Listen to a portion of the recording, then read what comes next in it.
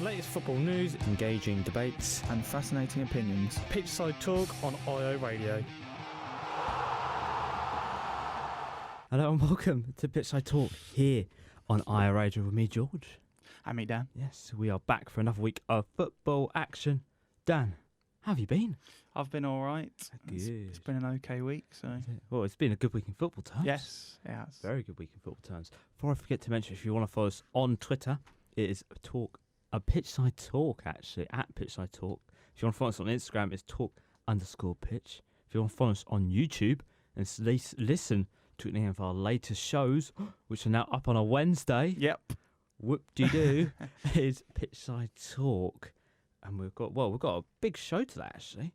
Very big show, We Dan. have. Yes, we do indeed. Yes, and before I forget to mention, we were actually on BBC Radio Suffolk last night. We were. So I'll be uploading the interview later today. If you missed it at all, we'll be talking about Ipswich Town and their season so far, which is out of date already. Yes, it is. It is very out of date, so don't worry. It was pre-recorded about 2 weeks ago. Yeah, I think we were at that time we were fourth and 2 points off the top. So Yes, and it's a lot different now. And I think it was before the Sunderland game. Yes, it was. If I remember correctly. But Dan, what have we got coming up in the show today? So today we're going to be talking about Ipswich again and the game on Saturday against Burton Albion. Yes. We're going to be talking about the Premier League as well. Was there Six games. Six games in the winter break? Yeah, we'll get over that. And also there was 2 Champions League games yesterday as well, which we will be talking about. Yes. And the games today. And the games today as well. I like that. Stay up to date with the latest footy news. Pitchside Talk on IO Radio. Yes, that is right. Stay up to date with all the latest footy news. Pitchside Talk on IO Radio. Now we're going to get into probably the most favourite section, I think, on this show. I think it's the best. Yeah. I think it's the best favourite show, a bit, because it gets you, I don't know, you have a roller coaster of emotions. Yes. Happy, sad, Just all the dull, emotions. all of them. But this week is a happy one because Ipswich Town won. Yes. They beat Burton Albion 4-1. 4-1. We can't forget about that one. No, But unfortunately. this is the third time this season Ipswich Town have won 4-1 at home. It is. It's weird. Yeah. I've got a stat this time. Happy? Oh, here so, we go. So we've played 4 home games in 2020, Mm-hmm. and 3 of them have finished as the scoreline 4-1, which is very, very odd. Clever. There you go. Clever clogs over there. Well, what were your thoughts on Ipswich Town's performance? Yeah, it was a great performance. I think except the first 5 minutes, obviously. I think we bossed the game. I think we controlled possession. I don't think, except the first goal, they really had a chance. I can't remember them having a chance. I think Holy saved a long shot from about 25 yards, but that was pretty much it. And yeah, obviously the conditions were pretty bad. It was windy. It was raining a bit, so the Storm conditions. Dennis. Yeah, but I think we played to the conditions really well. The atmosphere wasn't great for the first goal, and up to about 30 minutes when Judge scored that first goal. But from then, I think we only looked like winning. And when we went into half time 2-1 and coming back from behind, that's not something we usually see. So yeah, it's good to see that at half time. So good stuff. That is a rare thing since Ipswich Town come back Yeah. from 1 goal down, because usually when I've seen the games where they go 1-0 down at home, the atmosphere just goes. Yeah. We've seen that with Rotherham, Bristol Rovers. Mm-hmm. Peterborough was a prime example. Yes, it was. Is that a change in Ipswich, maybe in the mentality going forward now? Well, I hope so. That they've done it once now, Yeah. they can do it again? I hope so, because it's been like that for a while now, especially last season as well, when we go 1-0 down and we think, we've lost this game, especially away from home. So I hope that's the mentality of our players now, that they can get back into games. But I guess it will happen again this season at some point. So the players will be tested again at some point later on. So I guess we'll see what happens then. Well, Paul Lambert made 5 changes from the game against Wimbledon on Tuesday night, seeing Alan Judge return to the starting 11 after 2 games on the bench. Quite surprisingly on the bench. Thought he would have started or even featured in the games, but he didn't. but he's had a bit of an up and down season so far. Even he's admitted it. But did he finally show off the quality he has that fans have been waiting to see? Because we've seen glimpses of it, Yeah. but we haven't seen anything like this before. No. Yeah, I definitely think, especially in this game, he's shown what he can do and what we know that he can do. Because when we signed him from Brentford, we all thought he was a fantastic player. I think in the playoff season, he was one of the players of the year at the time for Brentford. So we know how much quality he has. But obviously, he didn't have a great start to this season. Last season, I think it's just forgotten. Really. Oh yeah, but, we forget about last season. Yeah, but the start of this season, I don't think he had the greatest of starts. Really, I think he was getting a lot of criticism from our fans, but he's definitely come into his own now. I think when he plays, he does make a difference. And in this game on Saturday, I thought he was fantastic. He controlled that number behind the strikers. I think him and Jackson linked up fantastically throughout the game. So yeah, it's great to see him hopefully get back into the form that we know that he can perform. Well, and also somebody who had a fantastic game, Kane Jackson. He does the same as Alan Judge, getting 2 goals and 1 assist. I didn't realise that Kane Jackson has now got 11 goals and 7 assists this season. Yes, he has. He's got the most assists for Ipswich and the most goals. Yeah. But has he been one of Ipswich Town's best players so far this season? Even though fans have been saying that they don't like him, he should go and all this. Yeah, I don't understand why our fans moan about him. To be honest, I think he's been one of our best players for me. I think the energy that he shows when he's on the pitch, it's great to see that energy up front. Him running in behind, he can do that really well, and he can score goals as well. So I don't really know what our fans moan about, to be honest, about Jackson. I think last season I thought there was a player there, and I always said that he can be a great player, and I love that kind of player who's quick and can run in behind. So yeah, coming into this season, he's definitely shown what he can do. His first touch maybe isn't great, but I think he's a fantastic player, and yeah, he's had a great run of games. Whoever he plays with, he seems to be able to put in a performance. So yeah, I think he's underrated. Well, speaking of another striker at Ipswich Town, James Norwood has been low in confidence of recent, and Lambert said on Tuesday he needs minutes to build up his confidence. But on Saturday he didn't play a single minute. No, he didn't even start. No, Freddie Sears was preferred to him. Yes, for coming on in the game. Do you agree with Lambert's decision not to play him? It's a bit of a weird one, really. Yeah.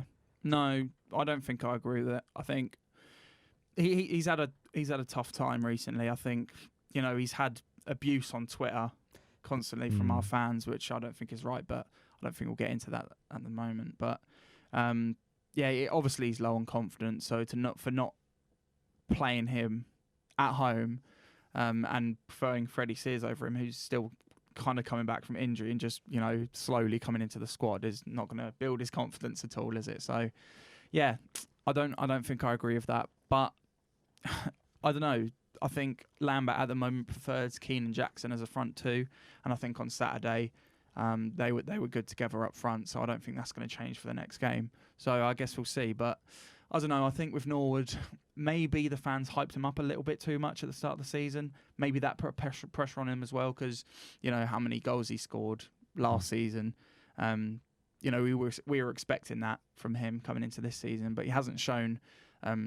Well, we know that he can score goals, but he hasn't really pushed on from that. So I guess the fans want more from him, and that's kind of put pressure on him as well, I think. Do you believe that Jackson Norwood is the best striker partnership Ipswich have had sort of this season? Because if you look at the stats, they've dominated with 16 appearances together, 16 goals in the partnership compared to Jackson and Keane with 5 and 2, and then Keane, Norwood 3 and 0. Yeah. Why is he not playing his best all the time? Yeah, it's a bit strange one that. I think Norwood and Jackson is definitely our best two, the best striker partnership. But yeah, it's really strange. I think Keane is just being preferred to Norwood at the moment, and I'm not saying Keane's a bad player at all. I think he's got quality as well. I think he's very good at bringing the ball down, but I prefer having Norwood and Jackson together up front. I just think Norwood brings a lot more to the game than Keane. I think when Norwood comes on off the bench recently, he's been showing, he has energy and he can really fight for the ball. But Keane, I think with Keane, we assume that he's good in the air because of the way he's built. But when we play it up front to him, I don't think he's too good at actually flicking the ball on with his head. So, but I think that's what Norwood is good at. So I prefer having Norwood and Jackson as a front two rather than Keane and Jackson or Keane and Norwood.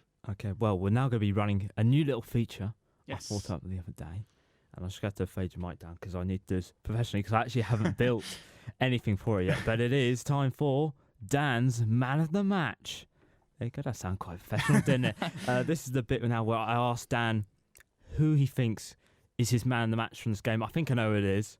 It's pretty obvious. I think I can see it. But Dan, yes, who is your Man of the Match from Ipswich v Burton? Right, so my Man of the Match for Ipswich versus Burton was Alan Judge. And why? I think Alan Judge was fantastic on Saturday. I think he really showed what he can do. I think, especially in the second half, especially for the third goal. I nearly said second then, but the second was in the first half. But the third goal, we gave the ball away. He got it back down that right-hand side and he put in a fantastic ball to Jackson. And I just think that partnership worked really well. And I think Judge showed the energy and how he can perform in that number 10 role because, we've played him on the wing quite a lot this season, but he definitely suits that 10 role. And I think we just need to start him. I just think he needs to keep playing, build up his confidence, and he can put in fantastic performances every week. So, yeah, Alan Judge, my Man of the Match from Saturday. Well, we'll now be moving on to Ipswich are only now 1 point off the playoff places. Now, if you look at sort of where they are 7th, and they're only 1 point behind Portsmouth, but Portsmouth have 2 games in hand. Mm-hmm. Do you feel now this could be the start of the fight back from Ipswich Town? They can maybe use this to build the confidence because most of the games now are at home. If you look at it, they are. Yeah, they've got a lot of games now at home till the end of the season. Do you think that's going to have a big advantage on Ipswich? Yeah, I hope so. I think, our fans, they can be loud and we can really get behind the players at home. But I really hope that we can push on from this result. We have got some tough games. We've got, obviously, Oxford on Saturday. We've got Coventry coming up, Portsmouth as well. But when you look at the fixtures, it looks like we do have quite a winnable run at the end of the season. I think the last 6 games look winnable. So let's hope that we can push on from this result. But I know what we're like. We get a good result. It's happened before. And then we go on a run with no points. Like, them 3 games that were crucial, Rotherham, Peterborough and Sunderland, got no points from them. So it's going to be tough to the end of the season. But I think we need to just keep going with this form. And hopefully we can be in the playoffs by the end. I don't know about top 2 right now. We're still only 5 points off second, but I just think that's far away from us at the moment. Well, it's just now got 8 games at home and 4 away. So, don't know. No, something you never know. Never know. Well, Dan, Ipswich Town are back at home again this Saturday. Yep. Are going up against Oxford United, who have, what are their runs? So they've got 7 points in the last 5 games, 3 wins in the last 9. The last away win was Wimbledon back on the 29th of December. What are you expecting from this match, and what is going to be your score prediction for this? So, I think Oxford are a very good team, and I think it's going to be a difficult game, of course. I think every game is pretty difficult in this league. It's a competitive league, but I think Oxford have got a very good team. I think, when we played them last, it was that game where it was an awful pitch, and they had to stop it a couple of times, but they played on. And I think Oxford were 4th then, and we were 2nd. So it's weird how both teams have kind of just dropped down the table. But of course, it's going to be a difficult game. Oxford have some very good players, and they have a good manager as well, in Carl Robinson. So it's definitely going to be a tough game. But as you said, their last away win was in December. Yes, the 29th of December against Wimbledon. Yes, I know that they won 5-0 yesterday, which doesn't pass in good stead. Against Wimbledon. Yes, very conveniently. conveniently. Yeah. So I'm going to predict a win on Right. Saturday. I think it's going to be 2-1 to Ipswich. I think we'll carry on with this form. But yeah, that's just my optimist side coming out there. But I guess we'll see. Well, let's hope that continues on to the end of the season. Yeah. But when we come back, we're talking about the Premier League. It's still in its winter break, but there's matches being played. What's going on? Pitchside Talk on IO Radio. Yes, that is right. Pitchside Talk here on IO Radio. Before I forget to mention, if you want to follow us on our social medias, yes, we have social media. We don't live in the dark age now. If you want to follow us on Twitter, it's @PitchsideTalk. If you want to follow us on Instagram, it's talk_pitch. And if you want to listen to any of our previous shows, simply just search them up on YouTube at Pitchside Talk. And you'll find all of them as a podcast. And there'll be one up today as well. Hooray. Two uploads actually today. Two. Ooh. Special treat for everyone. Yeah, special treat. Everybody is subscribed and loyal. And also don't forget to subscribe. But now we're going to be talking about the Premier League. Well, in the second week of its winter break, we had 6 matches being played. It's Is this really a winter break? I don't really know. I'm not too sure, but there's football, so I'll take it. Yep. Football's football these Yeah, days. exactly. But Manchester United closed in on a Champions League place with victory over Chelsea in a very, very controversial game, I would say, for VAR. Lots of Chelsea fans compared it to when Barcelona came to town one time and Drogba decided to give us a good old talking to in the camera. I guess you all remember that. I saw that on Twitter, actually. We all remember that. But could we maybe see Manchester United make a last-ditch effort to get into the top 4 this season? They've gone up to 7th now. They're only 3 points off Chelsea in 4th. Mm-hmm. 2 points off Tottenham, who are in 5th, which we'll get onto later. Could supposedly be a Champions League place now. Yeah. I mean, for a team in crisis, that's quite good, isn't it? Yeah, team in crisis. Worst start in 30 years. What's going on? This is not right. No. I mean, being 3 points off Champions League after, a couple of weeks ago, all the Man United fans were saying, "Oh, our club's dead." They were putting like photos of like barbed wire around Old Trafford and stuff. It's a bit mad, but could they make a last-ditch run? I think they can. I know they haven't been great recently, and Ollie's, he has his criticism, but I think I'm right in saying that this Premier League season has been the worst in quite a while. I think it's Quite been a while. in- In your opinion, In my the opinion, best, it's been the best. but it's been pretty poor this season, in Yeah, my opinion. Yeah, I will give you that. Yeah, it's Yeah. been very poor. Yeah, so anything could still happen, obviously.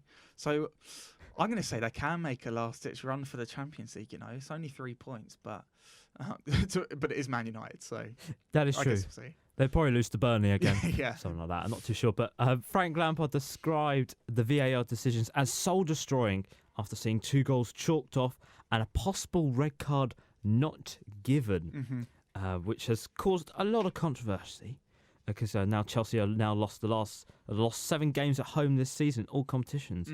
The most they've done in a single campaign since 1940 and 94 and 95. I'm losing the plot very slowly. Maybe because Man U have only 3 points off, and you just said this is the worst Premier League season ever, and I'm not happy with you. But we'll just go over that. But were Chelsea unlucky not to get a result out of this game? To not get something? Yeah, I think so. I think VAR is coming again, and unfortunately the decisions have gone against them, and some of the decisions I don't agree with. I think 2 of them. Well, we'll get on to the first one. The first one was Harry Maguire's him and Batshuayi were going for the ball. Maguire falls over, one leg's down, but then one leg suddenly rises up, gets Batshuayi in a very sensitive area we can't mention on radio. He goes down. The Chelsea bench are all up in arms. He doesn't get anything for it, I don't think. I think he got a yellow. Did he? I'll just go double check. Did he get a yellow? He might have got a yellow. Let's have a look. Oh, gosh. No, he didn't get anything he for didn't it. get anything. He didn't get anything for it. He played on and he scored as well in this game. Yes, he did. But what are your thoughts on that? What should that have been something for it? It looked intentional. Yeah. For me, after seeing it, that's a red card for me. I think we saw something like this earlier on, and it was earlier on in the season. I can't remember exactly who it was, but I don't know. they got sent off for it. Son Yes. against Chelsea. Yes, that was the prime example. That Yeah. was red Yeah. card there. Yes, it was. So, yeah, I can't believe that wasn't given. Maguire went down. I can't exactly remember the contact, how it was before, but Maguire went down. He just, stretched his leg out and kicked him in that area. Yes. And it was definitely, it looked intentional to me. So how that wasn't given as a red card, I don't know. But, it's VAR being inconsistent once again. And we've had it all season. And it's just going to keep carrying on like this, isn't it? Yes, and the next decision was Chelsea's first goal was ruled off for a foul, which was committed by Aspilicueta pushing Brandon Williams over. But if you see in the replay, Fred pushes Aspilicueta into. He pushes him into Williams, but there's sort of like a little bit of a second sort of thing, and then Brandon goes over. But was that? Should that have been given? I'm not too sure because it's a very mixed opinions. In my opinion, I think the goal should have been given. I think Fred pushed Aspilicueta. I think he was just reacting to what was in front of him. He got pushed. He was trying to stop himself. And unfortunately, it looks like he shoves Brandon Williams over. But I think he was just reacting. That did annoy me a bit when I watched that. But I can see why VAR looked at that and thought that Aspilicueta pushed Williams over, unfortunately. But for me, I think that goal should have been given because he was the one who got pushed into Brandon Williams. Yes, and then the last one was Olivier Giroud was ruled offside. Yeah. And he scored from a Mason Mount cross. But as you see on the replay, he's offside on one angle, but that's not straight on. No. Yeah. So is he then? I don't know. We've seen these ones before. Yeah, I don't understand why they don't choose a better angle for these because if it's on the side, it looks like he's offside when he might not be because of the way the angle of the camera is and the way that they draw the lines. We've seen it so many times this season. I think they should try and get it at a better angle. But his foot is offside from that angle. They've drawn the lines, so unfortunately, it's gonna be given offside. But yeah, it's annoying when they put it at that kind of angle because I don't think you really get the right picture of what you're seeing if it's offside or not. Okay. Well, I just want to ask you a quick question before we move on to the other Premier League matches. Chelsea this season against the top 7 have only won 2 games out of 9 against the top 7 this season at this current moment in time, which is Tottenham, Sheffield United, and Manchester United, and then the others above them, Leicester, Man City, and Liverpool. Does that show there's a bit of a problem at Chelsea that they can't beat the sides around them, in and around them? And could that put them maybe at risk of losing out on this Champions League football? Yeah, maybe. I think it is worrying that they can't beat the teams around them. I don't know. I think that they didn't really invest in the summer, did they? They couldn't invest because of the transfer ban, but they could have They could have invested that in January. They didn't really invest in January. So, they're still relying on some younger players. But, their team is still good enough for top 4. But, yeah, it is a bit worrying now that gap has come down to 1 point. Spurs behind them in 5th on 40. So, I don't know. It's going to be difficult for Chelsea. I think it's now... They had a very good start to the season and Lampard's done a very good job. But is it just too much for them for the rest of the season? I guess we'll see. But, yeah, it's going to be difficult for them.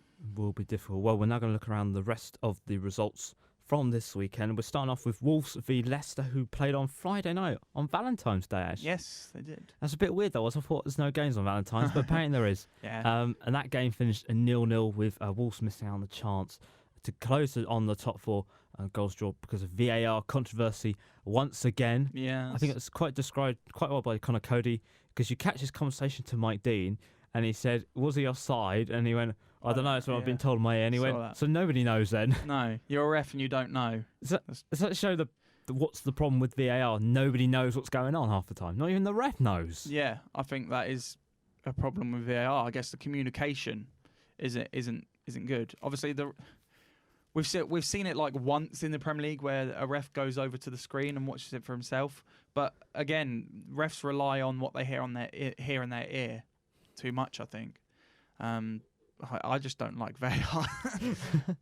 But yeah, it's inconsistent again, and I think that's just what's going to be in football now. I don't think I don't know how they're going to improve it to really make it any better, but yeah, I guess we'll see about that. I guess we will see. But Wolves have drawn consecutive games without scoring for the first time since April 2010, when they drew 0-0 to Stoke and Fulham. And this is 2 of Leicester's 3 goalless draws in the Premier League under Brendan Rodgers have come against Wolves. Wow. Yeah, very, very weird. But we're moving on to Saturday's games, where we saw Southampton take on Burnley. And, well, Burnley won 2-1 with a Vidra. Well, I'd say a Vidra, very good goal by Vidra, but also a very bizarre goal from Westwood. It was very on the bizarre. Corner flag. But Burnley have now won back-to-back away games for the first time since April 2018. And they have been undefeated now in 4 games. It's the longest undefeated streak they've had since the start of the season. Yeah. Burnley, who looked like they were in massive trouble not so long ago, have clawed themselves out of a problem. Yes, they have. They've done fantastic. Now that they're 11th, I think that's kind of mad, really. Only 7 points off Europa League football. Yeah, which is very odd. I think Sean Dyche is good at doing that, though. I think we've seen it so many times where Burnley are in risk of going down, but then they claw it back at one point or another during the season. So, I'm not surprised that Burnley have clawed their way back up the table. But yeah, they've done brilliantly to get back and out of the relegation fight. I don't have the stat. Have I lost it? I've lost it. I'm going to have to think what it was now. I think Southampton have the worst home record this season, only winning 3 games at home. That's a bit concerning. You can't win at home. Yeah, home. When you've got games at home, it's always an advantage with the home fans. So if you can't win at home, then it's not great to see. But they're not in the bottom 3 at the moment. No, they're not. They've clawed their way back up into 12th, mid-table, which is very good considering how they were at the start of the season.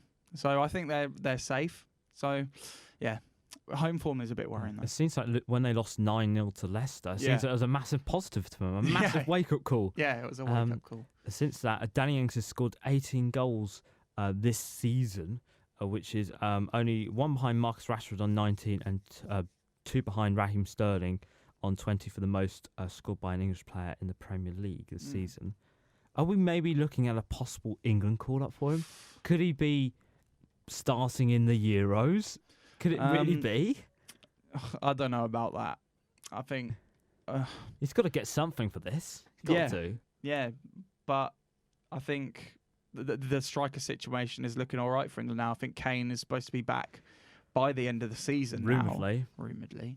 I don't know about all the other players like Abraham and Rashford, but maybe he'll get a call up. I can't see it happening though.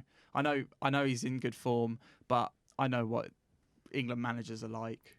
I don't think he'll be called up, but I could be wrong. I could be proven wrong. Could be proven wrong. Well, moving on to the next game, which was on the Saturday, Liverpool travelled to Norfolk. That's a sentence I thought I'd never say in a long time. Travelled up to Norfolk and continued the unbeaten streak to a win against Norwich 1-0. I think they're now undefeated in 43 games. 43 games. Yeah, 43 games. Only claimed 103 points from the last 105 available. And Arsenal's all-time record of 49. It could be done. Wow, that's going to be... and also Liverpool won 17 games in a row, which is one shy of Man City's record, and also kept 10 clean sheets in the past 11 games. It's crazy. It is. It's so crazy. I can't believe how well they're doing. It's mad.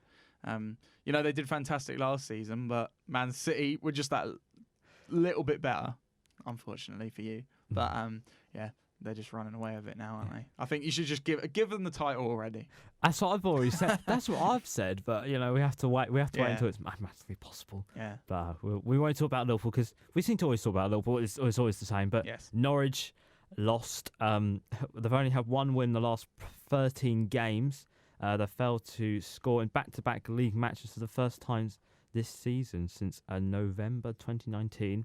And also the last time Norwich won against Liverpool was a 93-94 at Anfield.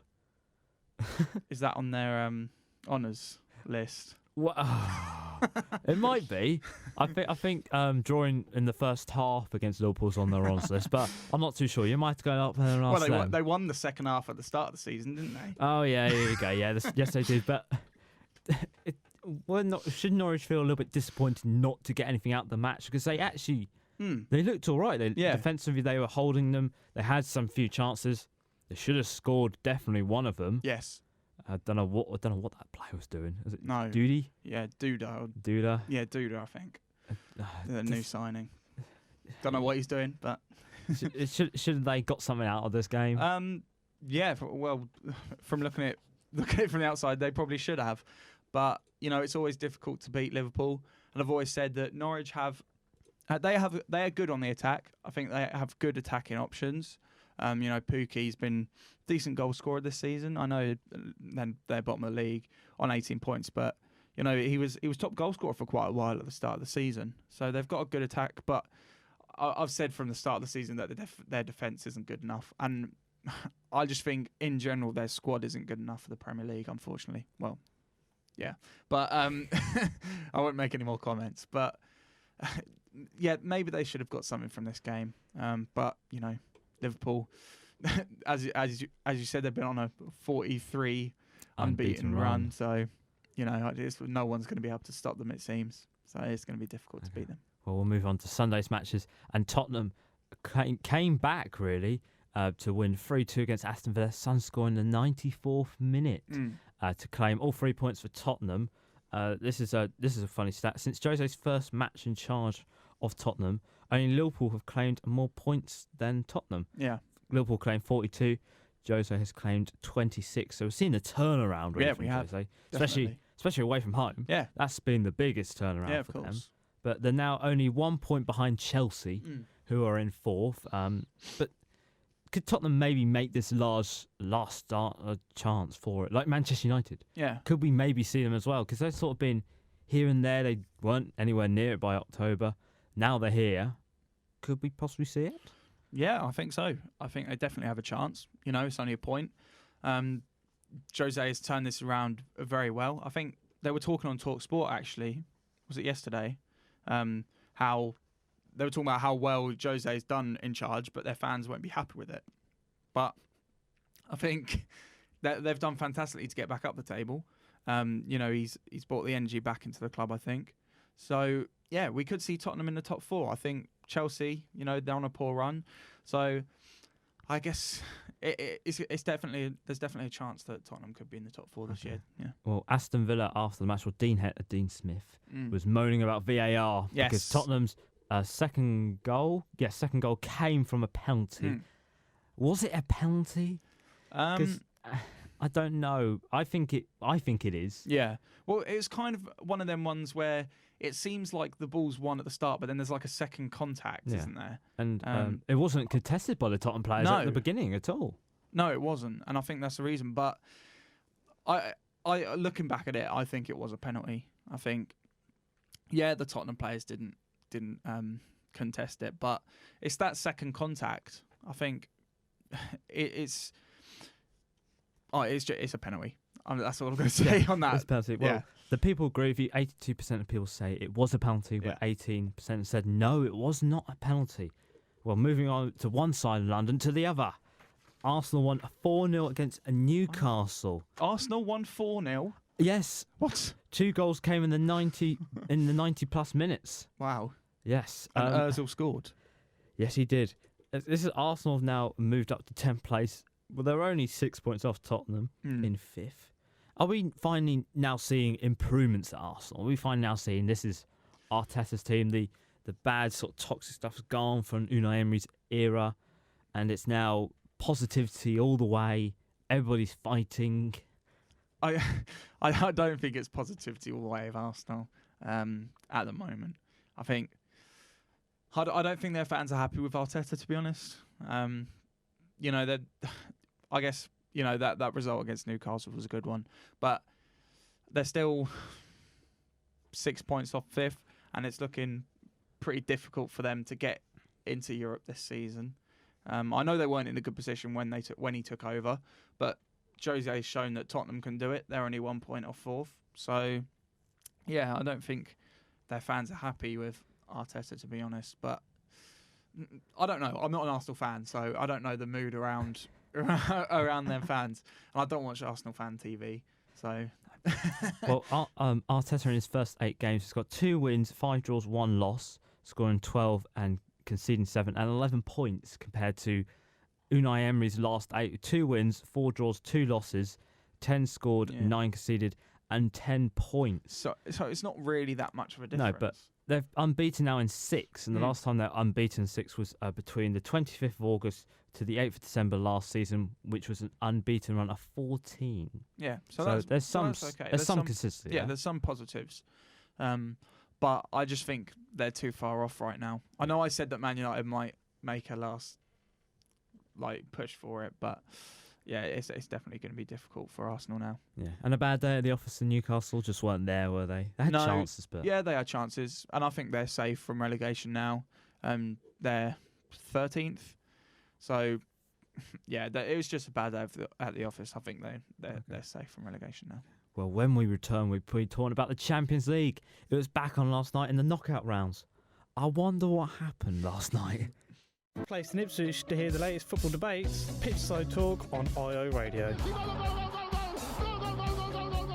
Yes, that is correct. The best place in Ipswich to hear all the latest footy debates. Here, Pitchside Talk on IO Radio. And Dan, Yes. you know what time it is for? It's time for...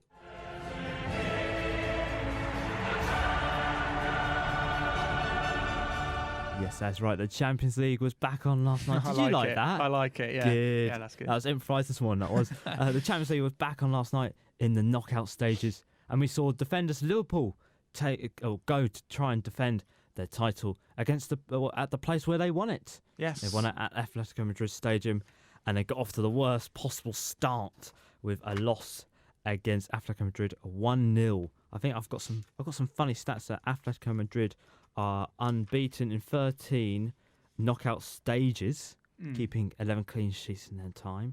Saul, who scored last night, has scored 10 games in the Champions League. All of them have been openers, and every time he scored, Atletico have either won or drawn. So 8 wins and 2 draws. Huh. And Klopp has failed to beat Spanish sides in his last 7 attempts, and 3 of them have been with Liverpool. Do you feel it's a bit... do you feel Liverpool, or Klopp would be a bit concerned by the performance last night? Because they didn't register a shot on target. Yeah, and that's so rare for Liverpool. Yeah. Well, how did you feel about that? I was shocked when I heard about that. Yeah, I couldn't believe when I saw that. So, yeah, I think he should probably be a little bit concerned. But, the second leg is at Anfield, and we know how loud the Anfield crowd can be and how they can get behind their players and how difficult it is to play at Anfield. So I don't think they're out of it yet, but I guess we'll see how well Atletico can do at Anfield, because they're a decent side, of course, and some of them stats kind of point towards Atletico being being a good team. So yeah, it's definitely going to be difficult to go to Anfield for Atletico, but I don't know if they can get away with into the next round. Well, Liverpool had previous with the Spanish side. We've seen this before. Yep. Do you feel that they can pull this back at Anfield, or do you feel Atletico Madrid pose different problems to what Barcelona had? They're more defensively. We saw it last night. They're more a defensive side. They pulled a defensive masterclass last night for Liverpool not to get a shot on target. Yeah. Do you feel that could play into their advantage, because they're not going to come and want to win it? They're going to come and just go, we'll hold. Yeah. They'll definitely do that. I think, obviously, they definitely hold different threats to what Barcelona did. I can imagine a game where Liverpool will be attacking quite a lot at Anfield.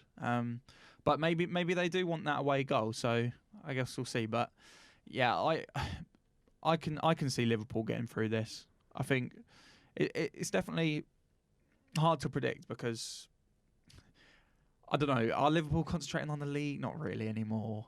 I mean, they've already won the league, I think. So it's hard to predict what's going to happen. But for me, I think Liverpool are going to get through it because of the quality that they have in their side. So, yeah, I think Liverpool will get through to last day. Well, I released a poll which is still currently running right now, and I put, will Liverpool put it back at Anfield? And 42% of people voted for yes, 58 voted for no. Yeah, I'm very surprised about that. You can Actually. still vote on it if you search for Yeah. Pitchside Talk on Twitter. If you want to change the result, if you don't like that result, you can change it. But we're now going to move on to the other game last night, which saw Borussia Dortmund take on PSG. And oh my God, I've just been saying how you say his name. How you say his name? I forget how you say his name now. It's Erling Haaland. Isn't Haaland. Haaland it? I'm pretty performed sure. a masterclass last night, keeping up his remarkable scoring record, giving Borussia Dortmund the advantage going into the second leg. Yeah. Him this season, right? He's only 19. He scored 37 goals, 6 hat-tricks. For Dortmund, since joining in January, is 11 goals in 7 games and 10 goals in 7 games in the Champions League this season. He scored more goals than Eden Hazard has in the Champions League. He's only 19. Yeah. I'm older than him, Yes. and I feel bad. I'm the same age as him. Do you feel that Borussia Dortmund are one of the dark horses this season with him in their side? Yeah, I think so. I think he's absolutely mad. I can't believe it. Did he play for Red Bull Salzburg. Salzburg, yeah. Because I remember him scoring a hat trick for them in the Champions League this season. And that was when everyone was like hyping him up after he scored that hat trick. So it's mad to see him now playing for Borussia Dortmund against PSG and scoring 2 in a win against them. So yeah, I don't normally like to say that a player can impact what a team does, but with his goal scoring record, that's mad. So I think he can definitely give a boost for Borussia Dortmund. And yeah, I think they can definitely be a dark horse this season in the Champions League.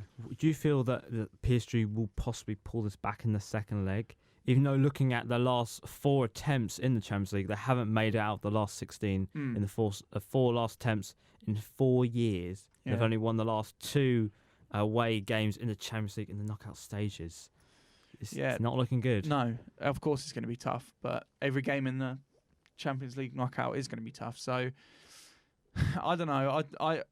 I can't see PSG getting through, especially after them stats. So I don't know. I guess we'll see what happens. Of course. So they have quality. Obviously, I mean they have Neymar in their team. So And Mbappe. and Mbappe, of course. Mbappe 2020. You still think that's going to happen? Yeah.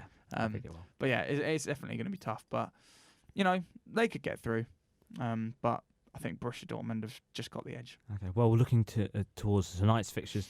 Another fixture is Tottenham take on RB Leipzig in the last round of 16. Jose going into it with key players absent. Son is out for the rest of the season now with a fractured arm. Yeah. Looking at this season, 43 goals have come from Harry Kane and Son this season. Yes. So it's a lot of goals missing. Yeah. We know how good Red Bull Leipzig are. They are a devastating team. I think they're doing pretty well in the Bundesliga this year, aren't they? I think they're doing very third, well. Maybe? Yes, they're doing very well. And one of their players, Timo Werner, has scored 20 goals in 22 appearances in the Bundesliga this season. Could Tottenham maybe struggle against this side? A young, youthful side with no experience. These two sides have never met before in the Champions League. No. But could Jose be meeting his match? Maybe. I think it's definitely going to be a really tough game for Tottenham, especially with these injuries. And Leipzig, they're going to definitely be up for it. This young side wanting to show what they can do. So, yeah, it's going to be a really tough game for Tottenham tonight. I don't think I can predict who's going to win this game because I think Tottenham, of course they're doing well in the league now. They've got that quality, but they struggle at the back. They do struggle at the back, yeah.